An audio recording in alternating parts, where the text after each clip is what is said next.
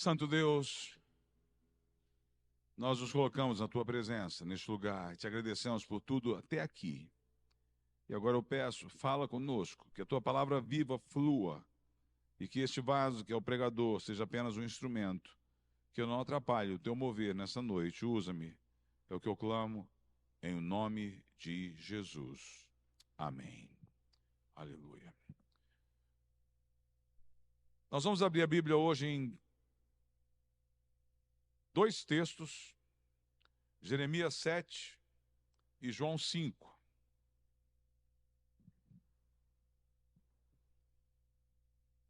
Depois da Torá, o que vem?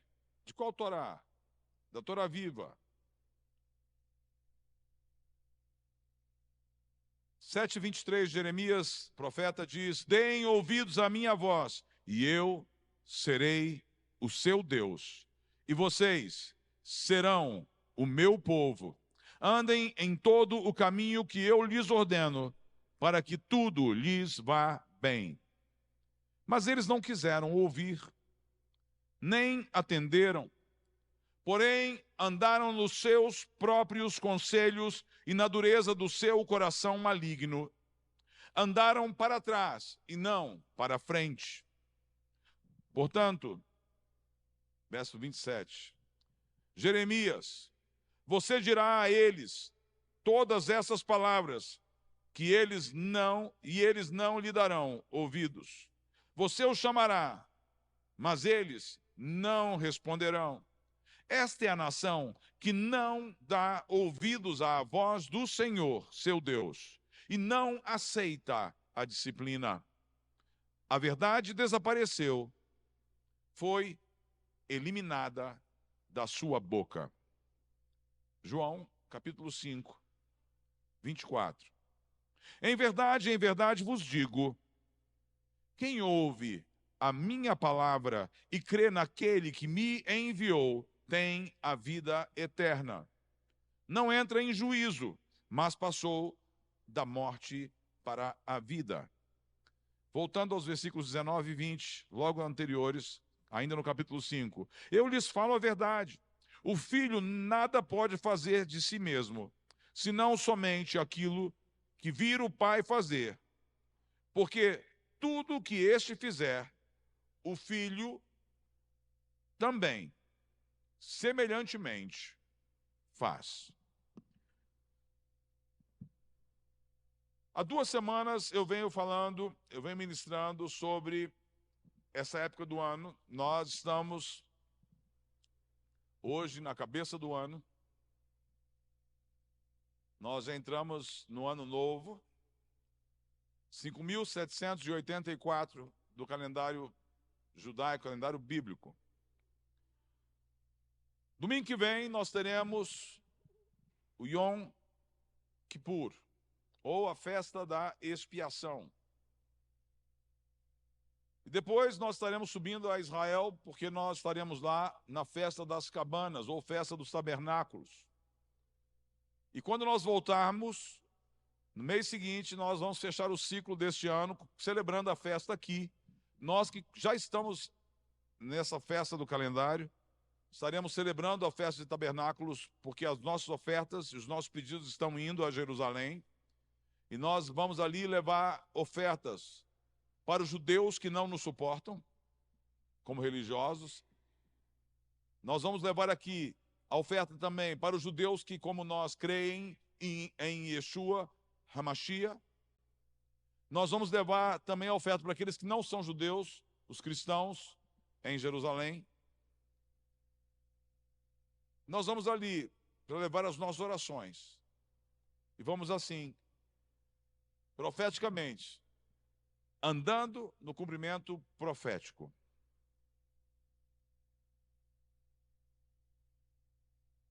Entramos num período de passagem, um período, como eu disse semana passada, em que devemos parar e analisar o que passou. E agora nós vamos caminhando para o período de consagração. Esta é a semana de consagração. Para o judeu religioso, semana que vem haverá 25 horas de jejum. Jejum. Não podem comer, não podem usar nem roupa e nem calçado de couro, não tomam banho, não trabalham, não mantêm relações sexuais. Jejum, tempo de consagração. A água é utilizada apenas para lavar a face e para lavar as mãos, na preparação para os períodos de oração. É um dia inteiro entrando em oração e adoração ao Senhor. Só se faz exceção para as mulheres grávidas, para as crianças abaixo de 9 anos, para os doentes. O Yom Kippur é um tempo de quebrantar o coração. É o dia também que se faz a leitura da Torá, que são os 5 primeiros livros da Bíblia, e leem ininterruptamente, realizam orações penitenciais e vão até a sinagoga. Sinagoga, que é a palavra usada no grego para a mesma palavra que nós usamos de origem latina para a igreja. Vão para a assembleia, para a reunião. Pastor, o que é que isso tem a ver conosco? Tem muito a ver. Tem tudo a ver. A pregação de hoje tem o título de Depois da Torá viva. E nós vamos entender o porquê que isso tudo tem tudo a ver conosco. E quando nós perdemos essa visão, nós perdemos a revelação. E nós vamos diluindo e enfraquecendo a própria revelação da graça de Deus sobre as nossas vidas. Então, essa é uma data importante para nós também, porque nós somos parte do Israel de Deus. Amém, irmãos?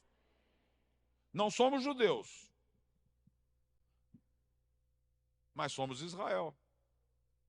Porque, quanto ao Senhor, os seus olhos passam por toda a terra, procurando aqueles que têm o coração exclusivamente dele. E de todas as famílias da terra, hoje Deus reúne de volta o seu rebanho, o seu povo, os seus escolhidos. E nós, então, somos Israel, porque a palavra diz que nós fomos enxertados na aliança e na promessa. Israel é o nome que Deus dá para o seu povo. Nós não somos judeus, mas eles são parte do Israel de Deus. E como tal, nós vamos ali também para orar por eles, pedindo a bênção de Deus sobre eles. Essa semana nós paramos para fixar os olhos em quebrantamento. E o quebrantamento deve anteceder a expiação. Não há expiação sem quebrantamento. Não há possibilidade de perdão sem arrependimento. Não há mudança na vida do homem se não houver no coração do homem uma disposição diante de Deus. Deus não vai operar na sua vida se você não colocar a sua vida debaixo da operação de Deus. Essa semana nós paramos já antevendo o bode expiatório. Uma palavra que nós conhecemos muito bem. Quando falamos assim, eu acabei virando bode expiatório, ou seja, eu paguei a culpa. Eu paguei a culpa. Essa semana eu ouvi essa expressão de um pastor nazareno no Brasil que foi disciplinado. E eu liguei para aquele pastor, é uma liderança nacional, e ele foi disciplinado por um problema de gestão da igreja, gestão financeira da igreja, e foi acusado de apropriar-se indevidamente de recursos da igreja para benefício próprio. Eu liguei para ele porque, sabe quando nós temos alguém que cai numa situação de desgraça? As pessoas fogem e correm. E eu falei, eu tenho que ligar para ele. E eu liguei, ele falou assim, não, eu não estou revoltado com ninguém. Eu sou um bode expiatório. Alguém tem que levar a culpa. Então que leve eu. Sim, ele tem culpa, mas o que ele queria dizer ali é que mais gente tem culpa. Agora, essa semana, nós vamos olhar para o bode expiatório que, sem culpa nenhuma, levou a culpa de todos nós. Porque ele, sem pecado, assumiu o nosso lugar. É uma boa semana para pararmos e analisarmos julgamento. Essa semana eu fiquei chocado, estupefato com a decisão do Supremo Tribunal Federal de chamar de golpista de Estado um pobre coitado que não tinha força para dar golpe em nada. Eu concordo com o ministro que disse, eles não tinham ânimos de dar o golpe, talvez, mas não tinham a capacidade.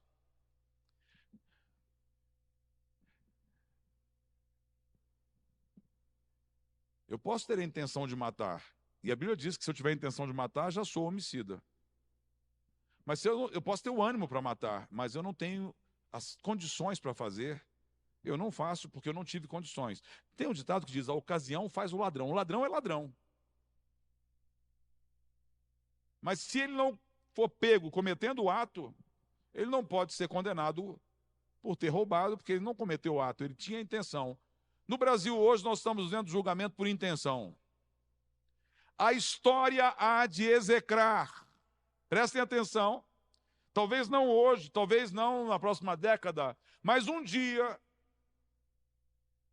os nomes que hoje enchem, estufam, se regalam no poder dessa nação, serão nomes de vergonha na história. Pastor, por que o senhor diz isso? Porque eu sou ficcionado, eu sou aficionado em história, eu sou apaixonado por história, eu passo eu escuto história, eu leio história, eu gosto de história. Quem conhece história sabe a excrescência que nós estamos vivendo hoje no Brasil. Mas isso o que é, pastor? É a justiça humana que é injusta. Ah, houve crime? Houve. Mas a dose, ela não é uma dose, como disse uma jornalista chamada Amanda Klein, e ela denuncia, quando ela diz assim, é pedagógico. É pedagógico para quem? Para todos nós. Estamos dizendo, nós vamos calar a boca de todo brasileiro que não vai ter coragem de falar um A. Voltamos para a ditadura. Eu cresci na ditadura. Meu pai dizia, o que você ouve em casa, não fale na rua.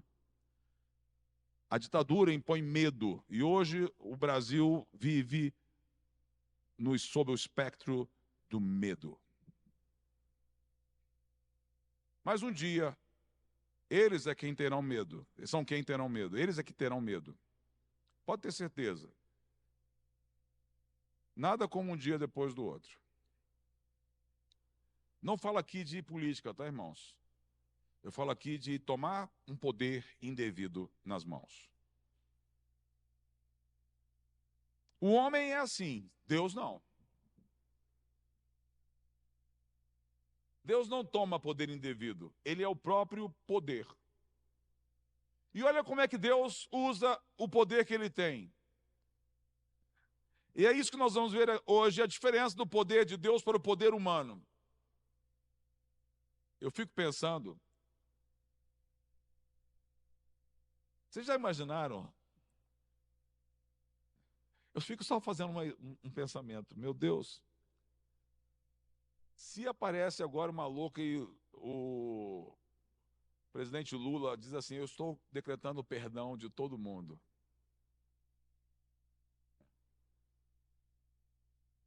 Eu não sei se ele vai ter inteligência suficiente para isso, mas dá uma volta na cabeça de todo mundo.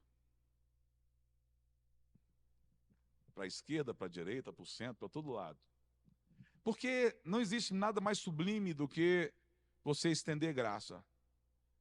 E só pode estender graça quem tem poder para dar a graça.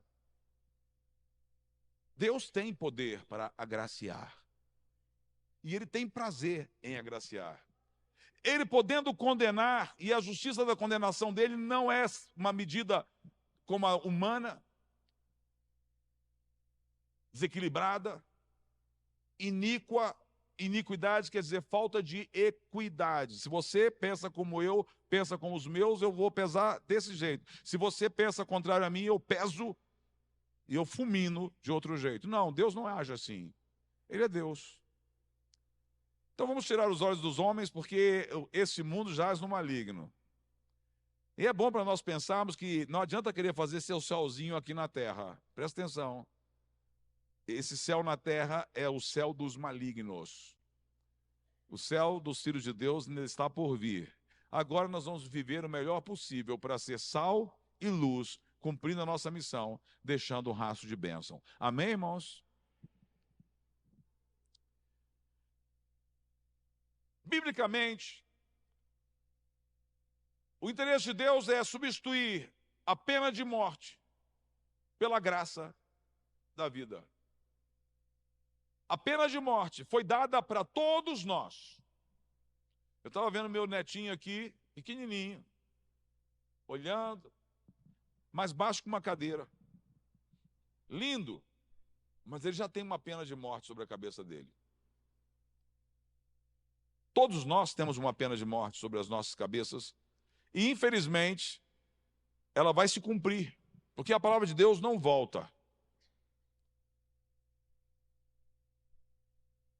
Deus disse para o homem, no dia que você pecar, certamente morrerá. Agora, a maravilha de Deus é que Ele quer nos tirar da morte. E Ele quer manifestar a sua graça nos arrancando das garras da condenação para a vida. É disso que nós vamos falar hoje. Quem ouve a minha palavra e crê. O profeta Jeremias está dizendo, da parte de Deus, deem ouvidos à minha voz e eu serei o seu Deus. E vocês serão o meu povo. Andem em todo o caminho que eu lhes ordeno, para que tudo lhes vá bem. E aí a constatação, mas eles não quiseram ouvir.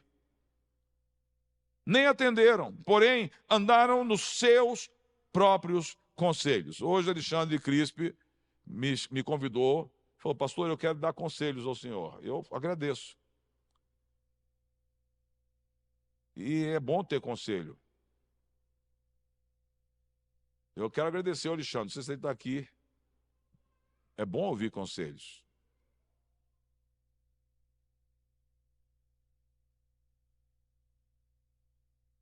Quem ouve conselho, economiza estupidez. Deus está agora mandando o profeta dizendo, olha, digam ao povo, aconselhem ao povo, orientem ao povo. Exorte o povo, Jeremias. Mas o povo não vai te ouvir, porque o povo não quer saber de ouvir. O povo não está interessado em ouvir a minha voz. O povo não está interessado. E por que esse povo não quer ouvir? Porque eles são religiosos. Eles vão entrar no juízo e vão encontrar a condenação. Porque de tudo se presta contas.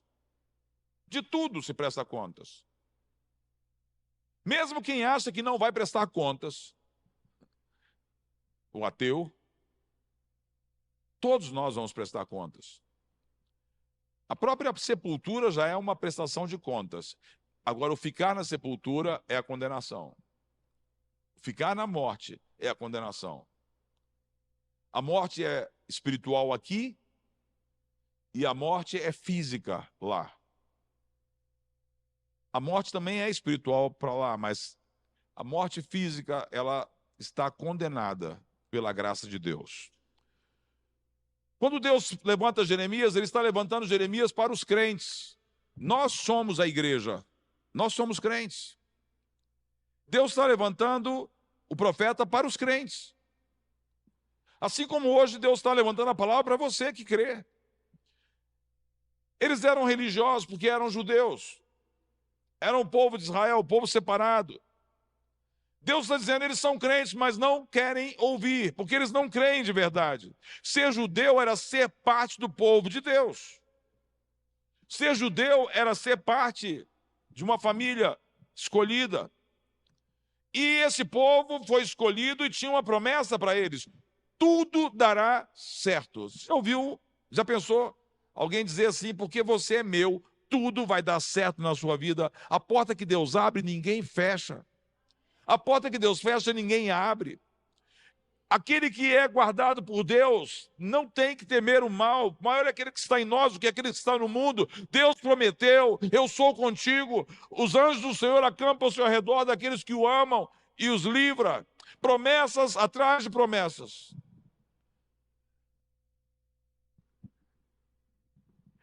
Deus diz: eu tenho um projeto para você. Sucesso. Diga comigo: sucesso. Mas fala com fé: sucesso. Deus tem sucesso para nós. Então o problema não é Deus. O problema somos nós. Deus tem sucesso, mas Ele diz: você tem que andar no caminho que eu te dou, na orientação que eu te dou, na direção que eu te envio. Siga nessa direção, ande por esse caminho, eu vou te dar sucesso.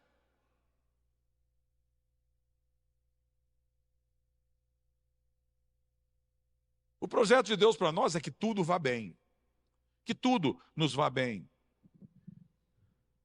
Mas nós temos que ter uma preferência. Eu prefiro andar no caminho do Senhor. Um dia, Josué disse isso ao povo de Israel: vocês estão querendo andar para longe de Deus. Pois bem, escolham para onde vocês querem ir. Eu e a minha família seguiremos ao Senhor. Escolham hoje para onde é que vocês querem ir. Eu e a minha casa serviremos ao Senhor. Todos os dias eu oro pela minha família. Todos os dias. Quando eu falo por quem eu oro desde a família direta, imediata. Hoje eu levantei: oh meu Deus, bom dia, Senhor. Obrigado pela tua graça na minha vida. Foi a primeira coisa que eu fiz quando eu acordei. Agradeci pela minha esposa que estava comigo na cama.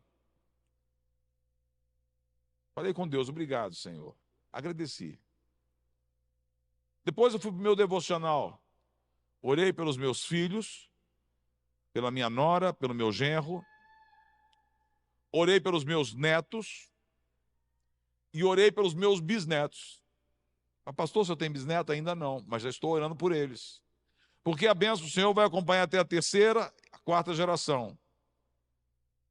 Então, filhos, netos, bisnetos, trisnetos.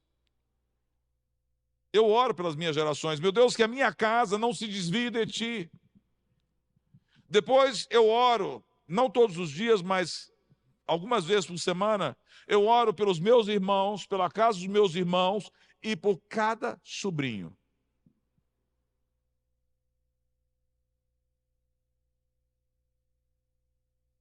Eu oro. Pedindo a Deus misericórdia que nós sejamos realmente filhos de Deus. Eu dizia para Thalita, que hoje foi batizada, não, que hoje foi recebida como membro, ela já era batizada, agora ela é membro ativa da igreja. Essa semana, conversando com o Diogo, e ali dando testemunho para a Thalita, ela estava vindo para o encontro, e o Diogo falando com a filha, e eu falei assim: eu era neto de Deus, Thalita. Se você é neto de Deus, quem é neto de Deus? O neto de Deus é aquele que diz: a minha mãe é uma serva de Deus. Ontem nós fomos comprar um móvel aqui para o Empoderados, para o café com elas, eu e a Josi, e sentamos na mesa e um rapaz novinho. Eu falei: você tem quantos anos? 16? Não, eu tenho 18 anos. Você quer ofender um garoto falar com 18 que ele tem 16? Eu vi que ele ficou chocado. Eu já sou mais do que isso, já sou adulto. E estavam tocando lá um ponto de samba, mas que parecia mais um ponto de macumba, um negócio esquisito. Aí a Josi e eu comentamos, a Josi que dançava de rainha, de baiana no terreiro, falou assim: isso aqui só me lembra ponto de terreiro. Aquela batida. E aí, a gente falando baixinho, o rapaz olhou para a gente e falou assim: o que isso aí lembra? É isso que vocês estão dizendo? Porque eu estava falando com o meu amigo da outra banca aqui. Isso aqui está parecendo mais que eles estão tocando um ponto. Era porque era um samba tão mal tocado, irmãos, que estava mais parecendo um negócio diferente. Estava uma batucada esquisita. E aí, comecei a conversar com aquele rapaz. E veio a pergunta: você é evangélico? Não. Eu fui criado na igreja, mas não sou evangélico, não. A minha mãe é. Eu falei, ah, você é neto de Deus. Ele olhou para mim, neto de Deus. Só que Deus não tem neto. Então você não é nada se você é neto de Deus. Porque Deus só tem filho. Ele não tem um neto. Eu posso ter neto, Deus não. Porque Deus tem filhos. Ele olha para cada geração como agora. Todos nós fomos gerados para ser filhos de Deus. Alguns se garantem como netos, pensando assim, Deus vai dar um jeitinho para mim, porque afinal de contas, minha mãe é tão crente, meu pai é tão crente, Deus vai olhar para mim diferente, porque eu sou filho dos servos de Deus.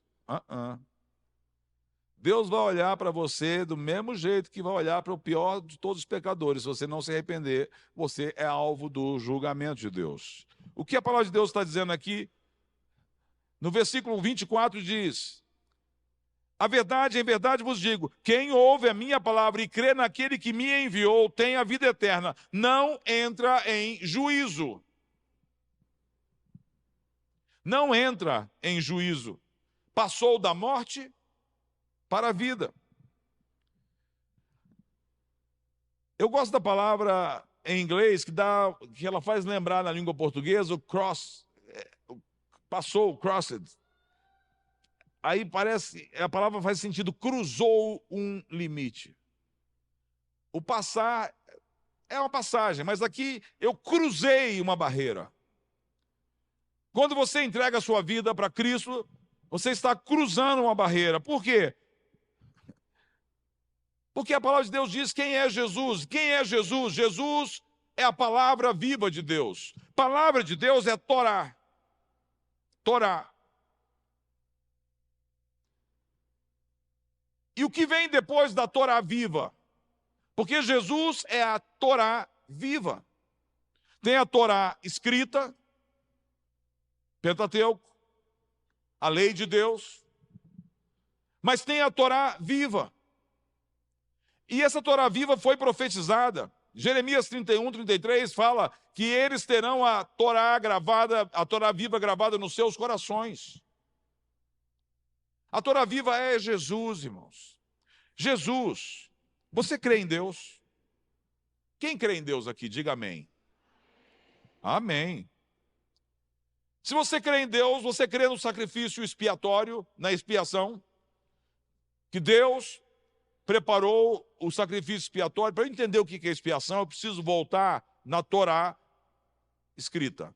Na Torá escrita havia uma previsão legal, que era o seguinte: uma vez por ano o sumo sacerdote vinha, apresentava 2 bodes, um chamado bode expiatório e outro chamado bode emissário.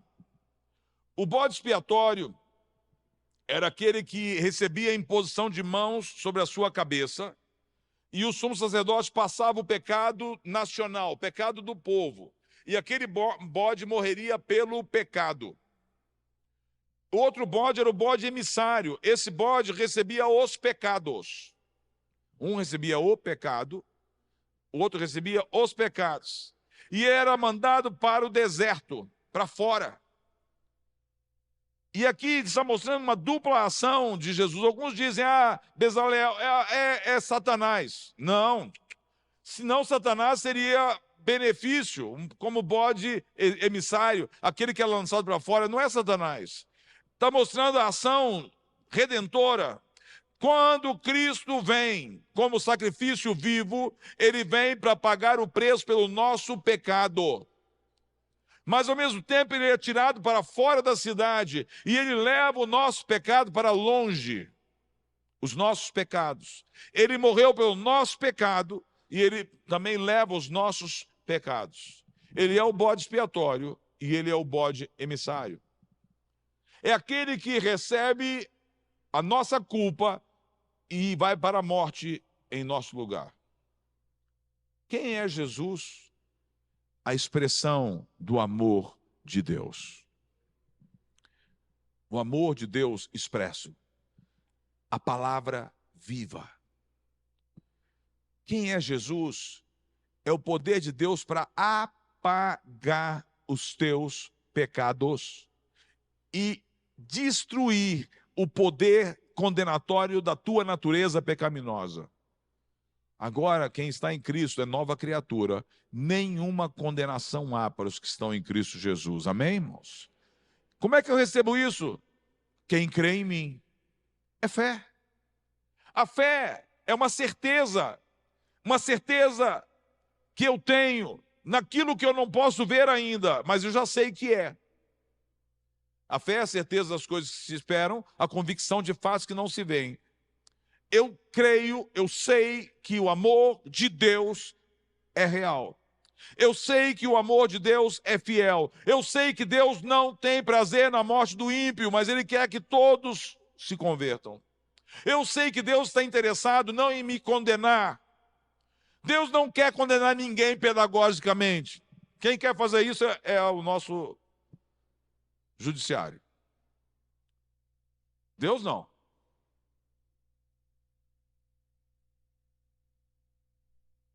Ele não tem prazer na condenação de nenhum homem. Agora, ele tem que condenar. Por quê? Porque quem comete um crime vai pagar pelo crime. Mas se houver arrependimento, Deus dá a provisão, porque ele parte de uma premissa. Por mais pecador que seja o homem não consegue dimensionar a tragédia que é a condenação ao inferno. O homem não consegue dimensionar a tragédia que é o seu estado espiritual. Quando Deus olha para você e olha para mim, Ele olha para nós como irresponsáveis. E aqui eu vou terminar trazendo de volta uma visão que Jesus traz no ato da sua oração final, quando ele ora: Pai, se possível, afasta de mim este cálice. O que é que Jesus está dizendo aqui? Se for possível alguém mais morrer, afaste de mim esse cálice. E agora Jesus está usando uma figura da sua época, uma figura helênica, a cultura helenística. Os gregos, eles entregavam um cálice com cicuta para um condenado à morte. Os romanos gostavam de crucificar, porque era pedagógico. O pedagógico, ele é terrível.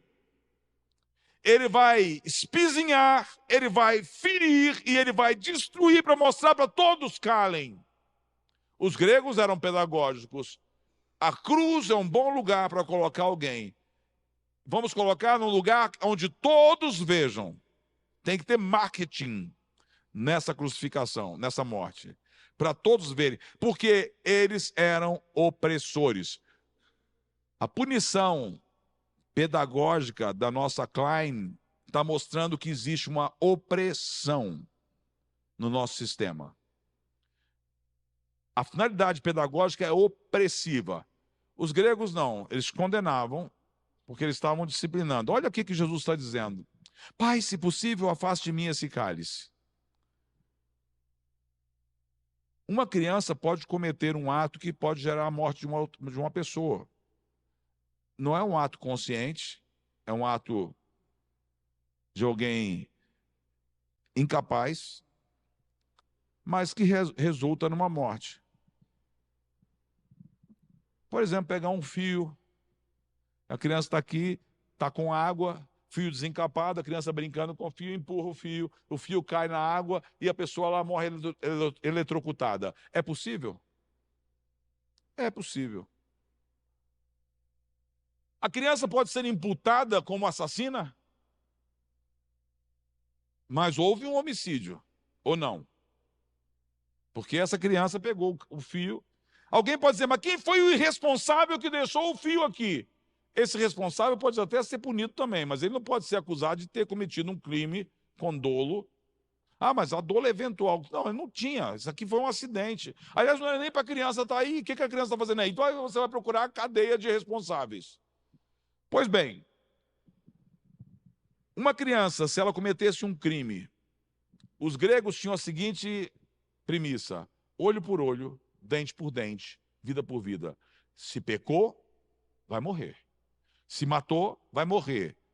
Se cortou a orelha, terá a orelha cortada. Se furou um olho, terá seu olho vazado. Se arrancou a mão, terá sua mão amputada.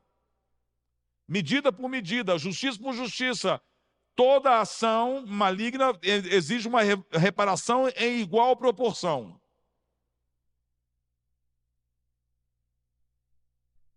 Deus disse: se você pecar, morrerá.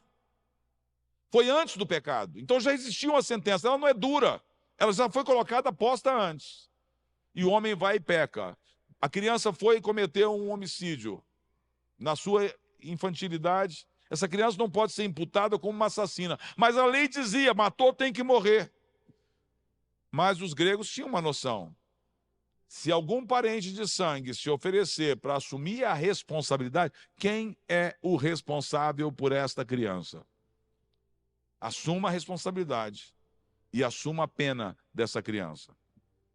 Então o juiz dizia: pode passar o cálice para o responsável. O responsável era o parente de sangue, é sangue por sangue, é vida por vida. Quando Jesus ora e diz: Pai, se possível, afaste de mim esse cálice, é vida por vida. O que Jesus está dizendo? Eu sou sangue do teu sangue, eu sou herdeiro do mesmo Adão, o filho do homem, Adão. É também o Filho de Deus, a palavra encarnada, a palavra viva.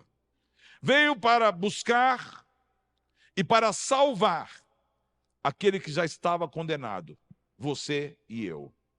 Ele veio para buscar os condenados a uma vida longe de Deus, os condenados a uma vida maligna, os condenados à dissolução, os condenados ao vazio eterno, à morte. Ele veio buscar e salvar aqueles que eram ignorados já por Deus por causa da sua malignidade, ou os que ignoravam a Deus. Ele veio buscar os inimigos. Ele veio buscar você e a mim. Simples assim. O que Jesus está dizendo é: você crê. Se você crê em Deus, creia também na provisão de Deus. Se você diz que crê em Deus, então você crê que esse mesmo Deus tem um projeto. Restauração. Ele não tem projeto de destruição. O projeto de Deus não é inferno para nenhum homem. Sabe o que eu creio que é o inferno? Posso estar equivocado. A Bíblia diz que Deus habita em luz inalcançável, que a glória de Deus é fogo consumidor. O que é o inferno, pastor? É chegar diante da glória de Deus e não poder entrar. A glória de Deus é consumidora e destrutiva para quem não pode entrar nela. Mas é deleitosa para aqueles que entram. Como foi a fornalha na Babilônia, aquecida 7 vezes mais, onde o rei Nabucodonosor mandou jogar Sadraque, Mesaque e Abdênego. Eles foram jogados numa fornalha tão quente que a história diz que os soldados que foram para jogar aqueles homens, por causa do calor, que eles tiveram que chegar muito perto, eles desmaiaram e morreram ali, queimados. Só de chegar perto, eles não aguentaram. Aqueles homens entraram, e Nabucodonosor e a corte da Babilônia estão olhando lá para a fornalha, e Nabucodonosor fica espantado. Nós não jogamos 3 homens na fornalha? Como é que eu vejo 4 passeando lá dentro? Tem 4 homens lá dentro, mas foram 3. Eu estou vendo 4. E os homens estão passeando, estão conversando, e o fogo não atinge, o fogo não consome, não destrói. Eles estavam passando frio na fornalha.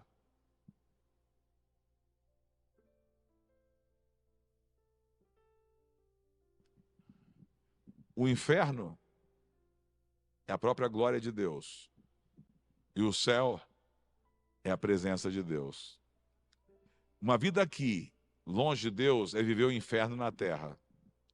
Mas uma vida cheia da presença de Deus é começar a sentir o céu aqui na terra. Deus tem um projeto maravilhoso. Eu quero que tudo te vá bem. Mas você tem que me eleger como teu Deus, como teu soberano, como teu Senhor. Meu projeto para você é vida.